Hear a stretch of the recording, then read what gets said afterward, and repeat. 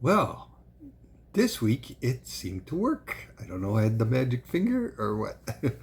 Welcome to the weekly share of the Zera Shimshon. I hope everybody is having a wonderful week. There will be a huge announcement tonight from the Goodmans. I can't reveal it right this second. Okay, but anyway, this is Tezayin Sivan, and it's Erev Shabbos Bahaleischa. So, or actually not quite yet, but it will be Parshas Bahaleischa. And here is a little piece. I'll turn this off. It's a little testy. Well, you'll get yourself through it. Okay. The forbidden meat. Okay. The asafsuf asher bekir his avut.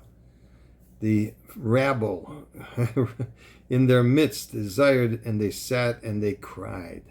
Yashvu v'yivku gam b'nei Yisrael v'yomu mi ya'achilenu basar.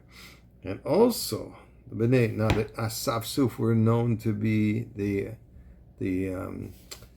people that Moshe Rabbeinu invited to come. They were not Jewish, and I don't know if they ever became Jewish, but they were called the rabble.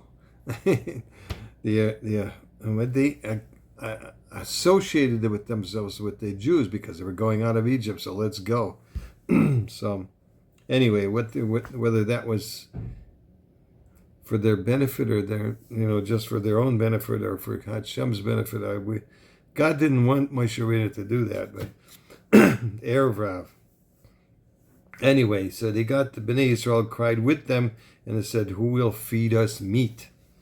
The Rebbeinu Shalom forbade the generation of the wilderness from eating meat for enjoyment, but not for future generations. Why? Since the Jewish people saw Hashem face to face, as it were, and Mount Sinai, and even heard his voice, it was not proper for them to consume meat. Why? So Pirkei Rabbi Eliezer in chapter 40 says that the generation of the Midbar did not suffer from worms. Since eating meat causes the proliferation of worms in a person's body, as it says, increase flesh, increase worms. Pirkei Avos 2:8. And the Dor Midbar was commanded to stay away from meat. Didn't the Yidden partake of kodshim meat? Yes, they did, but that meat was holy, and Hashem wanted the Jews to eat it, but not for mere enjoyment, but because it was a mitzvah. You say a bracha on eating that. The food that a person eats at a Sudas mitzvah or at a festive Yom Tov meal, it will not ultimately be food for worms. That's what Reishis Chachma says in the Shara Kedusha.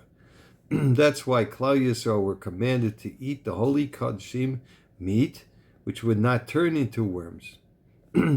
But we're warned to refrain from the consumption of regular meat, which does turn the food into worms when a person dies. This commandment was only applicable to the generation of the wilderness who heard and saw Hashem. They were thus on a much higher level than those who came after them, who were given the permission to enjoy meat whenever they want, as long as it's kosher, okay, and not mixed with milk. All right, anyway, everybody have a wonderful Shabbos. Bahaleischa is elevating you to a higher level. That's Hashem Kol Tov.